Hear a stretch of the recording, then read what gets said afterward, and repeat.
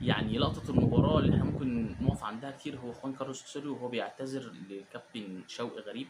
وده يدل ان مدرب كبير يا جماعة، مدرب انت تتعامل مع مدرب كبير، مش كبير في ان هو راح يعتذر، لا هو مدير كبير لانه فاهم ومستوعب الحالة يعني الحالة النفسية للعيبة اللي بتلعب قصاده والحالة النفسية للمدرب. ومن دقيقة 60 من بعد ما تغييرات اللعيبة هو مش راضي جدا على الاداء، انا واثق متاكد ان هو بدليل ان هو قعد على الدكه.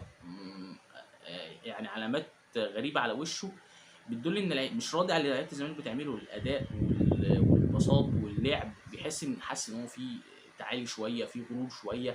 هو قال الكلام ده في المؤتمر الصحفي وانا بحييه بصراحه عليها، وبحييه على شجاعته انه قال قبل كده انا خسرت 6-1 او خسرت بنتيجه 6 وانا بدرب المكسيك قصاد شيلي. يعني في مدربين يا عم لا انا مش هقول الكلام ده ولا مش هطلع اتكلم في الحاجات دي، بيخافوا.